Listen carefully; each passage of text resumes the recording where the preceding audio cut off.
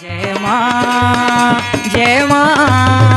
गुरुवर गुरुवर जय मां गुरुवर गुरुवर। बोलो माता आदि शक्ति जगत जननी जगदम्बे मात की। बोलो परमहंस योगी राशि शक्ति पुत्र जी महाराज की। जय माता की जय माता की जय माता की जय माता की जय माता की जय माता की जोर से बोलो आवाज ना आई कि हम भी बोले कि तुम भी बोलो कि जय माता की आगे वालों कि पीछे वालों कि दाएं वालों कि बाएं वालों कि जोर से बोलो कि जय माता की। माँ शेरों वाली माँ जोतों वाली माँ लाटों वाली कि जगत सवाली कि जोर से बोलो कि मैया सुन ले कि दर्शन दे दे कि जय माता की।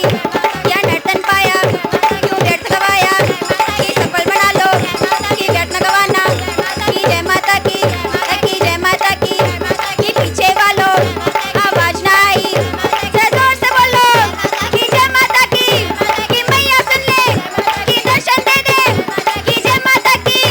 अरे बोलो ब्राता क्या तुम्हें न भाता सब कुछ मिल जाता कुछ मोल न लगता कि जय माता की जोर से बोलो कि हाथ उड़ा के कि ताली बजा के पंडाल गुजा दो कि जय माता की जय माता की।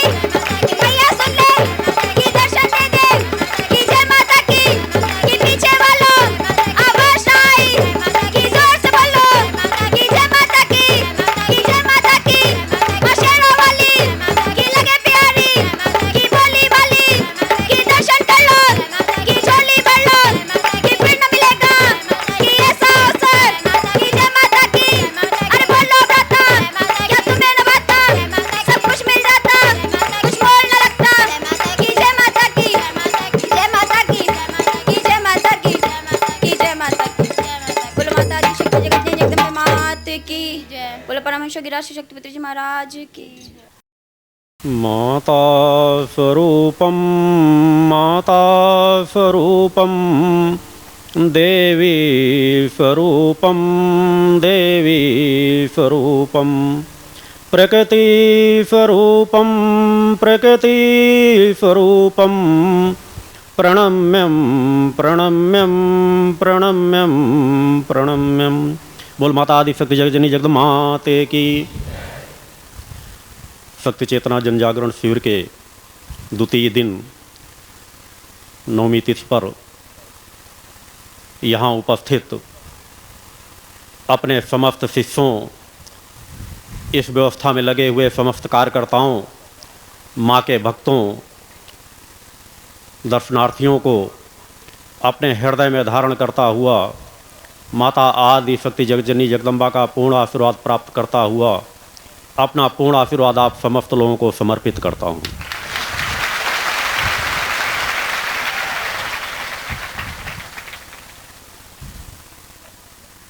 आज समाज में जहाँ हर मानव कहीं न कहीं दैहिक दैविक भौतिक तापों से ग्रसित है, ऐसा कोई मानव नहीं है जिस मानव के जीवन में किसी न किसी पक्ष का कोई न कोई संघर्ष न हो। मगर उसमें अनेकों लोग ऐसे होते हैं कि उन संघर्षों के बीच भी उन संघर्षों को नज़रअंदाज करते हुए अपने लक्ष्य की ओर बढ़ते चले जाते हैं। इतिहास साक्षी है, समाज में अनेकों समाज सेवक पैदा हुए हैं, अनेकों राजनेता पैदा हुए हैं, अनेकों धर्म प्रमुख पैदा हुए हैं, अनेकों ऋषि मुनि रहे हैं, संघर्ष उनके जीवन में भी रहे हैं। मगर कभी भी संघर्ष उनके सामने बाधा बनकर इस प्रकार नहीं खड़े हो सके कि उन्होंने अपने लक्ष्य की प्राप्ति न की हो। संघर्ष किसके जीवन में नहीं रहा? जिन्हें आप देव मानते हैं, जिनकी आप आराधना करते हैं, क्या राम का जीवन संघर्षों से भरा नहीं था? क्या कृष्ण का जीवन संघर्षों से भरा नहीं था? ऐसा कौन सा देव पुरुष रहा है जो समाज में जन्म लिया हो? ऐसा कौन सा ऋषि मुनि रहा हो जो समाज में जन्म लिया हो और उसके जीवन में संघर्ष ना रहे हों? तो आम मानव जो आम जीवन जी रहा है, निश्चित रूप से उसके जीवन में भी संघर्ष उसी प्रकार से हैं। मगर कई बार होता है कि आप उन संघर्षों में इतना अधिक लिप्त हो जाते हैं कि आगे की ओर देख ही नहीं पाते। ये अपने अंदर आत्मबल ही नहीं जागृत कर पाते कि इन संघर्षों से पार भी हम जा सकते हैं। इसलिए कहीं ना कहीं आत्मबल समाज का कमजोर होता जा रहा है। आत्मा में एक के बाद एक इतने आवरण पड़ते चले जा रहे हैं कि आत्मा की चेतना तरंगों का एहसास मानो कर ही नहीं पा रहा कि आत्मा में कितनी दिव्यता है, कितनी अलौकिकता है, कितनी क्षमता आपके अंदर भरी हुई है। आप बाहर से सब कुछ अर्जित करना चाहते हो, बाहर से आशीर्वादों को एक के बाद एक आशीर्वाद प्राप्त करने की कामना रखते हो, मगर आशीर्वाद जब आध्यात्म क्षेत्र से जाते हैं, ऊर्जा तरंगों के माध्यम से जाते हैं, किसी भी साधु संत सन्यासी के हों, किसी भी देवी देवताओं के हों, किसी भी मंदिरों के हों, किसी भी जगह के हों, मगर यदि आपके आत्मा पे पड़े हुए आवरण हटे नहीं हैं तो चेतना तरंगे आपके शरीर तक जाएगी और शरीर से वापस हो जाती हैं।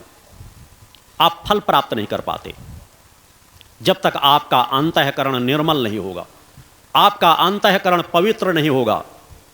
तब तक आप कई बार पूर्व जीवन के संस्कारों को जो है उनके फलों को खाते रहते हैं। कई बार आगे बढ़ते हैं, कई बार एक घटना आपको बहुत पीछे फेंक देती है। मगर यदि आपके अंदर संघर्ष करने की क्षमता हो, वास्तविकता का, सत्य का जीवन समझ सके। मैंने इसलिए कहा कि राम का जीवन भी संघर्षों से भरा था, कृष्ण का जीवन भी संघर्षों से भरा था।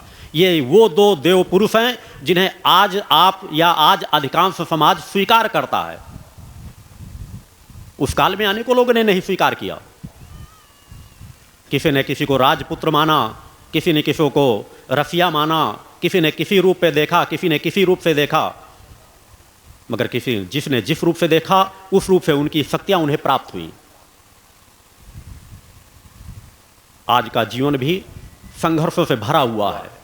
काम, क्रोध, लोभ, मोह, ये ऐसी कौन सी चीज है जो मानव में, पशु में, पक्षी में, जीव जंतुओं में, कीट पतंगों में ऐसा कोई भी जीवधारी नहीं है जिस जीवधारी पर यह काम, क्रोध, लोभ, मोह समान भाव से न हो।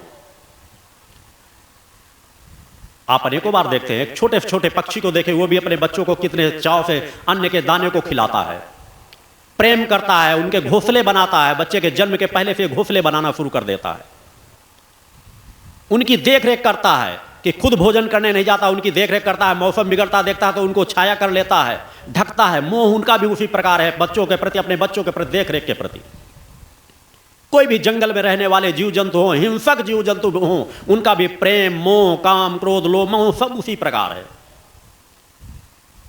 बच्चों की किस प्रकार रक्षा करना है, किस प्रकार, अभी आप लोगों ने कुछ समय पहले टीवी में देखा होगा, एक जो क्रम दिखाया गया है कि एक भैंस के बच्चे को एक बाघ ने पकड़ लिया, सिंहों के झुंड ने पकड़ लिया। पहले एक बार भैंसों का पूरा झुंड भगता चला गया डरबस, मगर जब एक उसकी माँ ने, भैंस ने देखा कि मेरे बच्चे को सिंह ने पकड़ लिया है, वो दूर तक गई जरूर मगर बच्चे के मोह को त्याग नहीं सकी और दौड़ करके पूरी क्षमता, पूरे भैंसों का समूह तो नहीं आया, वो दौड़ती हुई आई और सिंह से लड़ पड़ी और लड़ते लड़ते सिंह को उसने भगाया और भगा करके अपने बच्चे को बचाया।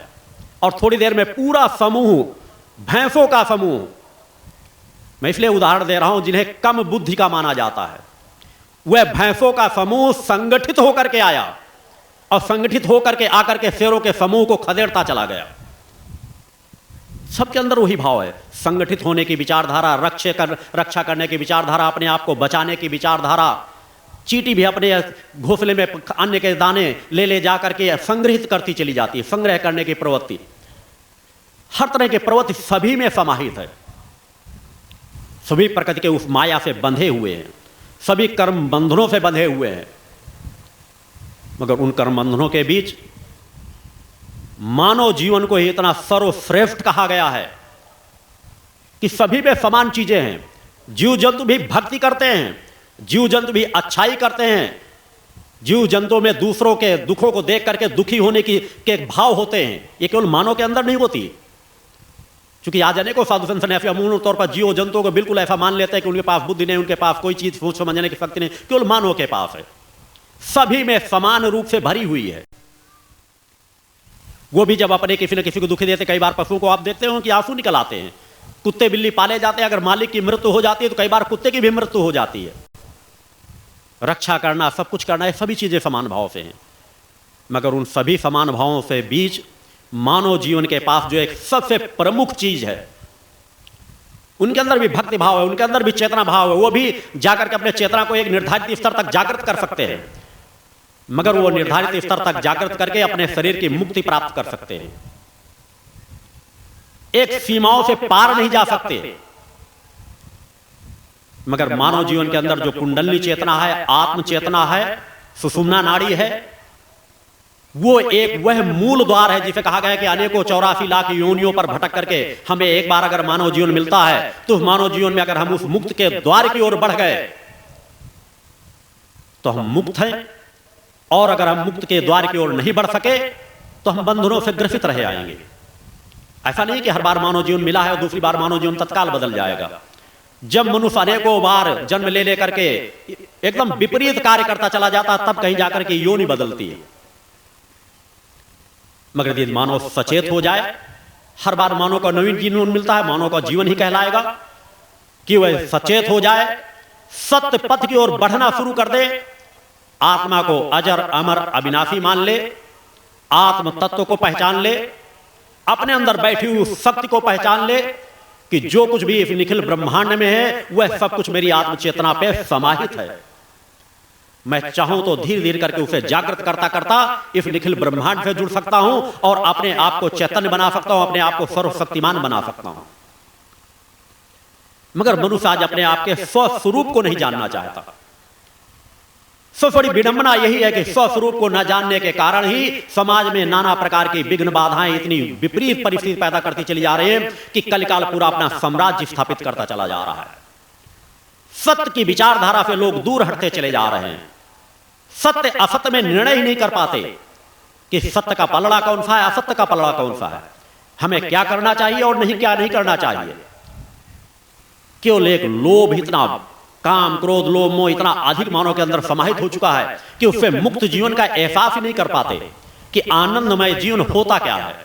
और इसलिए मैंने कल जो प्रारंभ में आपको बताया कि उसके लिए जहां अष्टांग योग का योग मार्ग है, यम नियम आसन प्राणायाम प्रत्याहार धारणा ध्यान समाधि, जिसके माध्यम से हम अपने शरीर का शोधन करते हैं, अपने विचारों का शोधन करते हैं, अपने श्वासों पर नियंत्रण प्राप्त करते हैं, अपने शरीर पर नियंत्रण प्राप्त करते हैं, अपने मन पर नियंत्रण प्राप्त करते हैं। उसी तरह भक्ति मार्ग का जो मैंने नवधा भक्ति का कल ज्ञान दिया कि नवधा भक्ति के माध्यम से भी हम अपने विषय विकारों को दूर कर सकते हैं। वासना को केवल साधना से ही नष्ट किया जा सकता है और कोई मार्ग नहीं है। जिस तरह हर बीमारियों का एक इलाज होता है कि इस बीमारी का इलाज यही है, जब उस इलाज को पूर्ण किया जाएगा तभी वो बीमारी दूर भागेगी।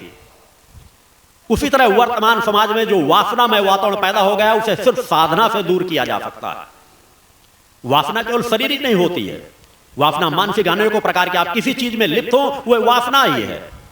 आप एक के बाद एक अपने वैभवशाली महल के ऊपर महल बनवाना चाहते हैं, यह भी एक वासना है। आप हजारों प्रकार के कपड़े पहनना चाहते हैं या अपना हजारों प्रकार के जेवर जवाहरातों से अपने आप को लाद देना चाहते हैं, यह भी एक वासना है।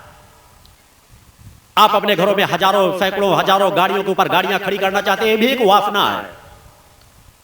वासना केवल एक पक्षी नहीं होती, और जब वासना हमारे शरीर में समाहित हो जाती है, वासना हमारे शरीर में छा जाती है, तो हमारी सोचने समझने की शक्ति नष्ट होती चली जाती है। जो सोच समाज को पैदा करना चाहिए वो सोच समाज पैदा नहीं कर पाता। संबंध भी भटकते चले जाते हैं। इसलिए यदि धर्म अध्यात्म से भी जो संबंध जुड़ रहे हैं, जो मैंने कल बतलाया, वह संबंध केवल सौदागर के समान है। उन सौदागर की प्रवृत्ति से ही मैं आपको निकालने आया हूं कि सौदागर की प्रवृत्ति को छोड़ दो, आत्मीयता के संबंध को जोड़ो। गुरु से संबंध, प्रकृति सत्ता से संबंध केवल और केवल आत्म कल्याण के लिए होना चाहिए, और आत्म कल्याण में तो सब कुछ समाहित है। जब आपके आत्म कल्याण की दिशा में आप बढ़ पड़ेंगे, आपके एक के बाद एक आत्मा के आवरण हटते चले जाएंगे, तो जिन कामनाओं की आप मांग कर रहे हैं उन कामनाओं की पूर्ति अपने आप सहज होती चली जाएगी। एक पक्ष है कि आप एक पक्ष की कामना प्राप्त करते हैं, गुरु का आशीर्वाद आपको प्राप्त होता है, दूसरे पक्ष में आप बिखर जाते हैं। कल आपका क्या होगा, कैसे आपकी नींव सशक्त होगी, किस प्रकार आप एक सशक्त मानव कहला सकेंगे? सौदागर बनकर नहीं। आज एक कामनाओं की आपने पूर्ति कर ली, कल को आपको क्या होगा? इसलिए मेरे द्वारा वह रास्ता बताया जा रहा है कि सहज मार्ग में चलो।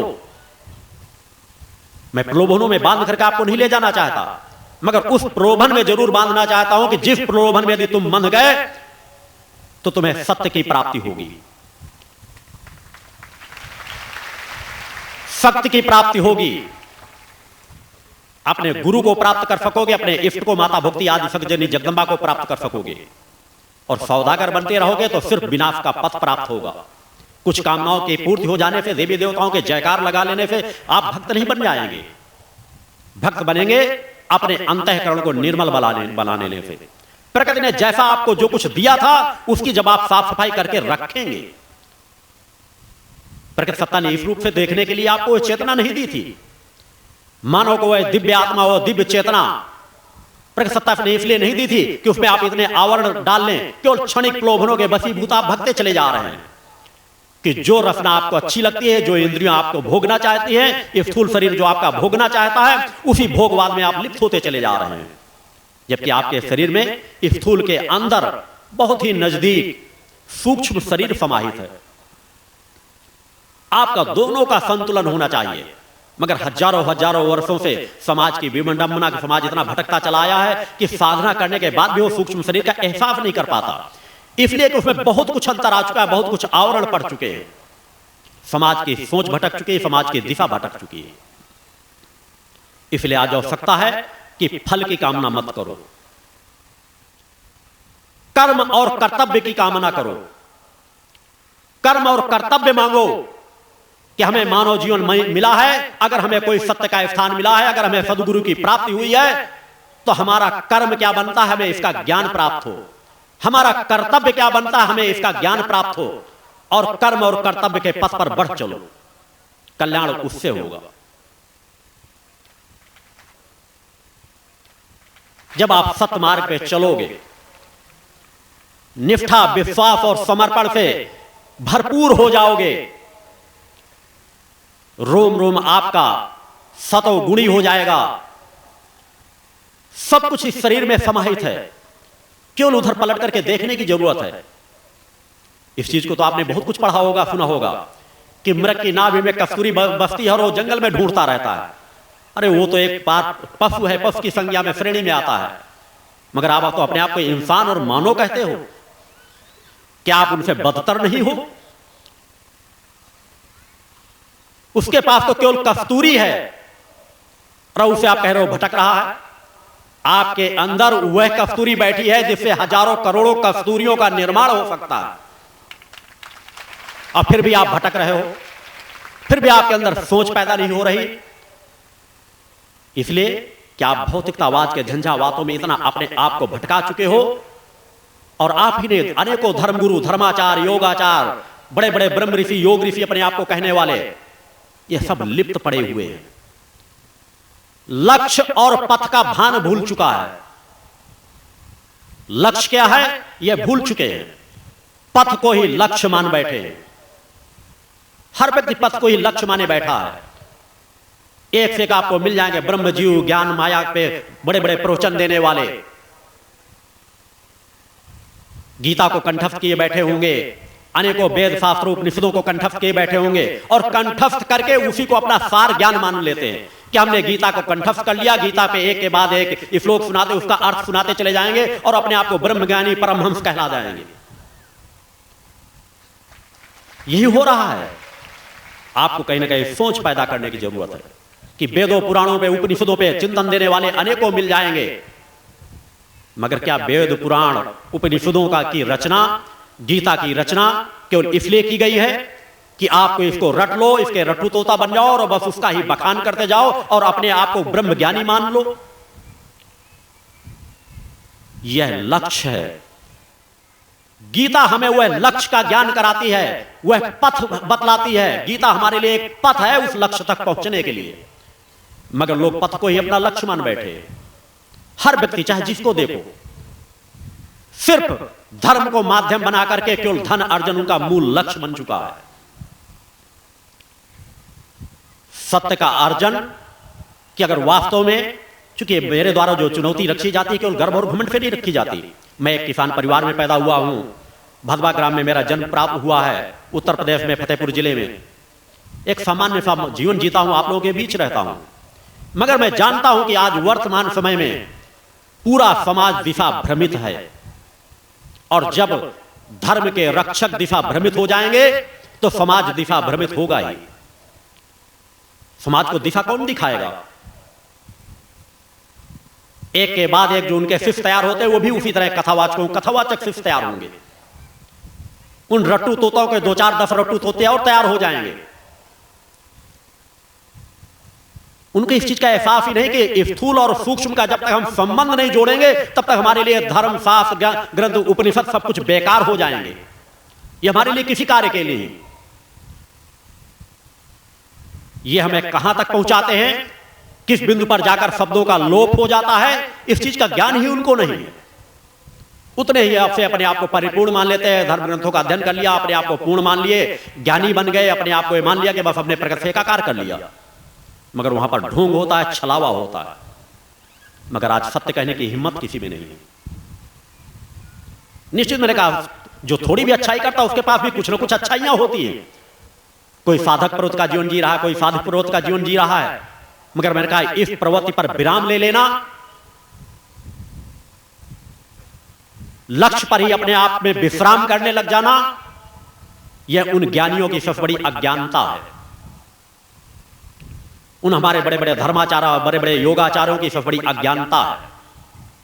कोई योग के नाम पर लुटेरा बना बैठा है, कोई धर्म के नाम पर लुटेरा बना बैठा है। सिर्फ एक लक्ष्य बन गया है, धन अर्जन करो, मान सम्मान कमाओ, यही इसकी जीवन की पूर्णता मान लेते हैं।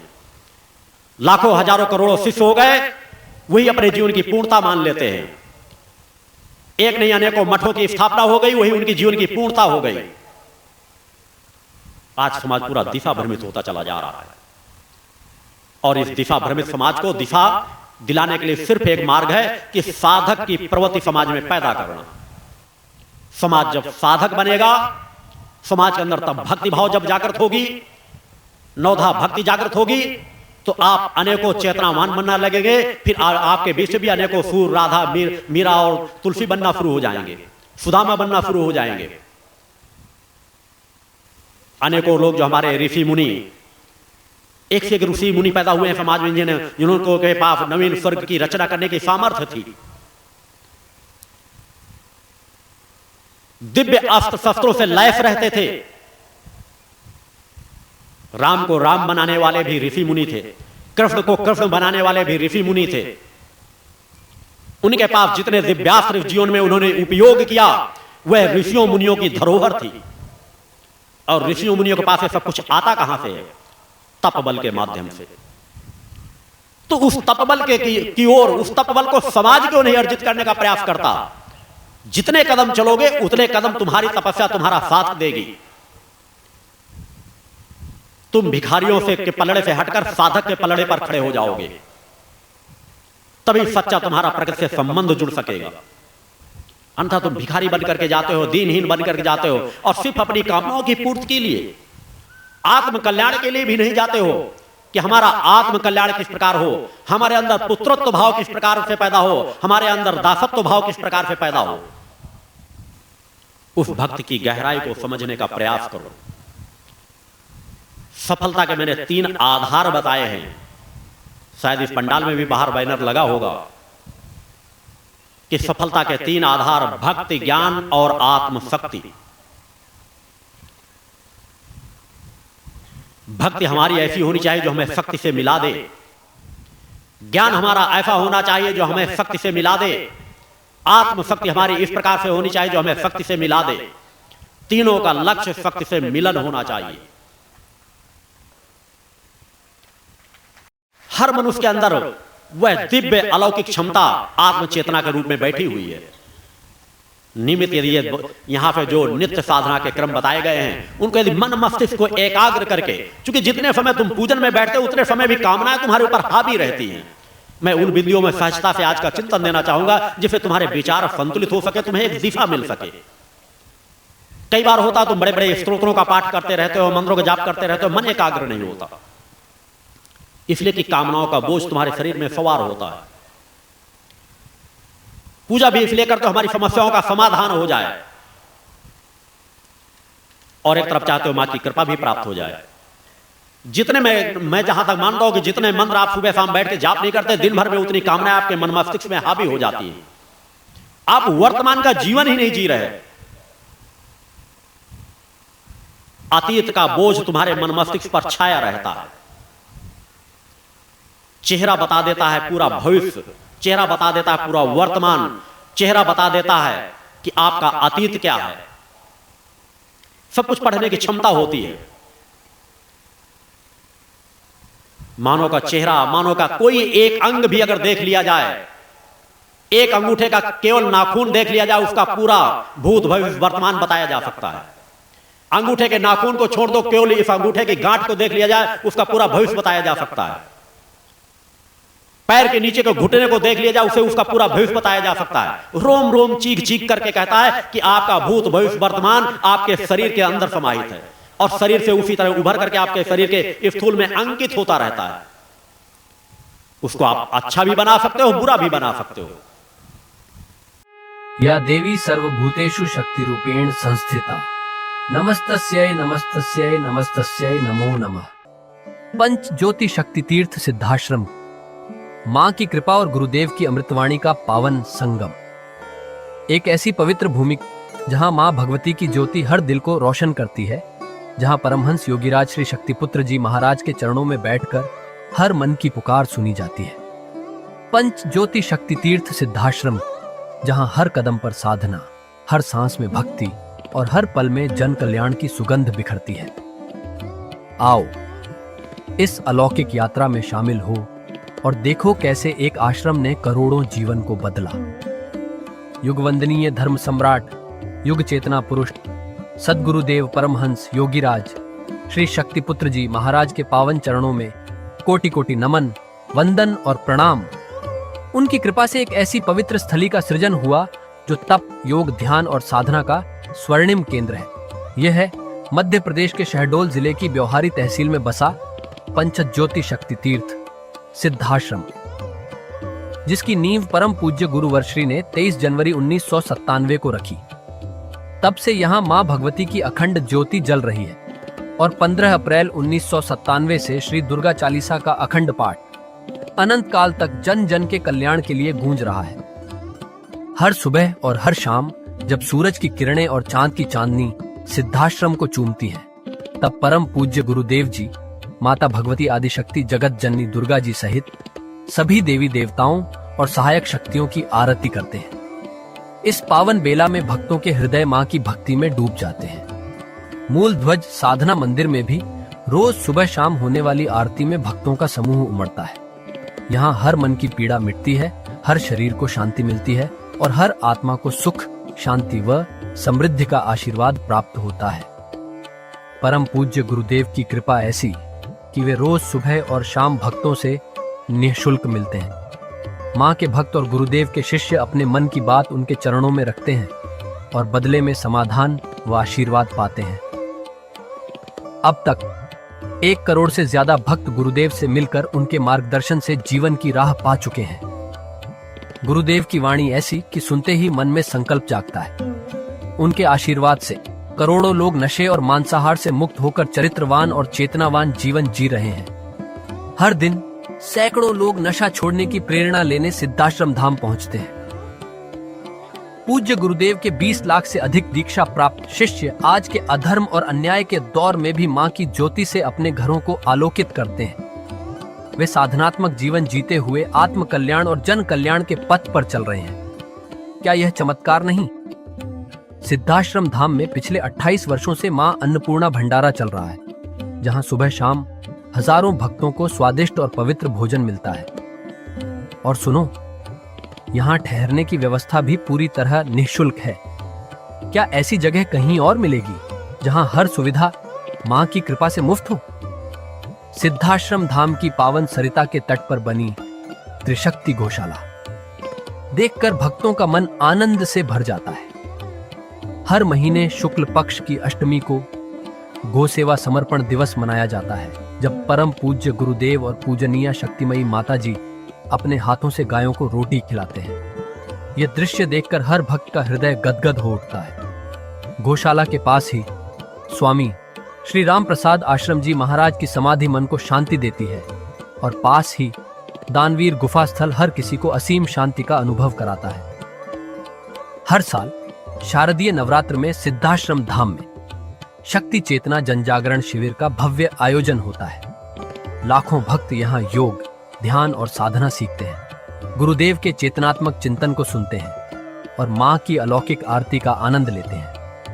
माँ की कृपा और गुरुदेव का आशीर्वाद पाकर हर भक्त धन्य हो उठता है। 23 जनवरी सिद्धाश्रम स्थापना दिवस एक और पावन अवसर है। इस दिन अखिल भारतीय सिद्धाश्रम दौड़ प्रतियोगिता, योग भारती सामूहिक विवाह और शाम को सुर संध्या व कवि सम्मेलन का आयोजन होता है। क्या मजा है जब भक्ति और संस्कृति का ऐसा संगम देखने को मिलता है। सिद्धाश्रम धाम का जनसंपर्क कार्यालय हर जानकारी का खजाना है। यहाँ से मासिक सिद्धाश्रम पत्रिका और साप्ताहिक संकल्प शक्ति अखबार मिलता है, जिसमें गुरुदेव की ऋषिवाणी और प्रेरक लेख पढ़ने को मिलते हैं। और हाँ, यहाँ माँ के प्रसाद के रूप में शक्ति जल भी निःशुल्क मिलता है। इस शक्ति जल ने करोड़ों लोगों को नशे और बीमारियों से मुक्त कर चेतनात्मक ऊर्जा दी है। क्या यह माँ की कृपा नहीं? जनकल्याण का एक और अनुपम उदाहरण है निःशुल्क वस्त्र सहायता केंद्र, जहां लाखों जरूरतमंदों को कपड़े दिए गए हैं। यह सिलसिला आज भी अनवरत चल रहा है। सिद्धाश्रम धाम में पौधारोपण का भी बड़ा काम होता है। परम पूज्य गुरुदेव जी महाराज एवं पूजनीय शक्तिमयी माता जी स्वयं समय समय पर पौधारोपण करके पर्यावरण को बढ़ावा देते हैं। सिद्धाश्रम धाम में अनेक प्रकार के फल, फूल और औषधियों के हजारों पेड़ों की हरियाली देखकर मन प्रसन्न हो जाता है। सिद्धाश्रम धाम में विभिन्न प्रकार की हरी सब्जियां उगाई जाती हैं, जो निःशुल्क चल रहे मां अन्नपूर्णा भंडारे में प्रयोग की जाती है। परम पूज्य गुरुदेव जी ने मानवता, धर्म रक्षा और राष्ट्र रक्षा के लिए 3 धाराएं बनाई हैं। भगवती मानव कल्याण संगठन, पंचज्योति शक्ति तीर्थ सिद्धाश्रम और भारतीय शक्ति चेतना पार्टी 15 मार्च 1995 को बने। भगवती मानव कल्याण संगठन के 1 लाख से ज्यादा कार्यकर्ता नशा मुक्त, चरित्रवान और परोपकारी समाज बनाने में जुटे हैं। संगठन का नशा विरोधी आंदोलन इतना प्रभावी है कि पिछले कुछ सालों में 2000 से ज्यादा अवैध शराब माफियाओं पर कार्रवाई हुई। संगठन के समर्पित और कर्मठ कार्यकर्ता दिन रात इस मिशन में लगे हैं। Siddhashram Ayurveda and food products के जरिए शुद्ध दवाएं और खाद्य पदार्थ बनाए जाते हैं। इन्हें लेने या व्यापार के लिए एजेंसी पाने के इच्छुक लोग संपर्क कर सकते हैं। आओ सिद्धाश्रम की इस पावन यात्रा का हिस्सा बनो। यहाँ माँ का अखंड गुणगान सुनो, साधना में डूबो और परम पूज्य गुरुदेव के दर्शन कर जीवन को धन्य करो। भगवती मानव कल्याण संगठन तुम्हें मानवता, धर्म और राष्ट्र की सेवा में शामिल होने का सादर न्योता देता है। जय माता की, जय गुरुवर की। जय मां, जय मां।